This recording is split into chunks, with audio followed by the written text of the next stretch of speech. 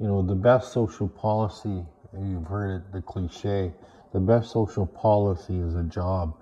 So when you have a job, putting food on the table, affording a vehicle, affording a nice home, those things make a world of difference. It enhances your self-esteem, your self-confidence. It enhances.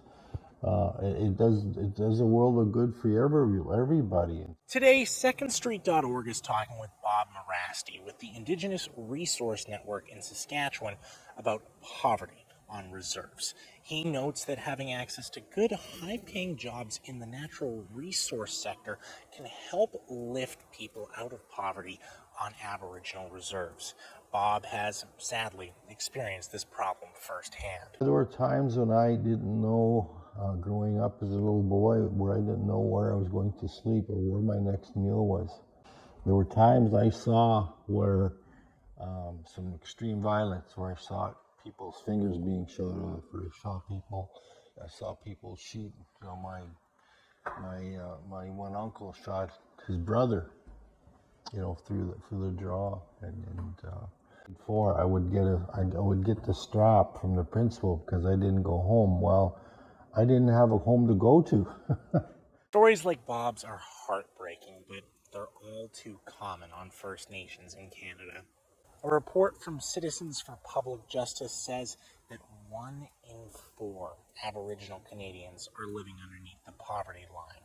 This is a complicated problem with no single solution, but it's clear that the resource sector can help. After all, mining, oil and gas, and forestry projects tend to be in rural Canada and are often near Aboriginal communities. The Canadian Energy Centre looked at Aboriginal employment specifically in oil and gas. They found that the average salary in 2019 for the nearly 9,000 Indigenous workers in the sector was over $115,000 a year. Unfortunately, government policies have canceled or delayed over $200 billion worth of natural resource projects since 2014. That's roughly enough to build an NHL-sized arena every single day. That's a lot of missed job opportunities for Aboriginal people. Merasty says that needs to change. Changing the narrative that Indigenous people do not want economic or resource development. It's changing that whole mentality, that whole misnomer and misinformation out there. What government must do is sit and listen and nurture these relationships, these partnerships that are happening, facilitate those partnerships, and sit on the side and look at how it can play a role in terms of lessening the stringent regulatory regime. In the oil and gas regulatory regime, it takes 8 years to get a project to fruition, right? Essentially, as a chief, I was really just managing poverty for my people.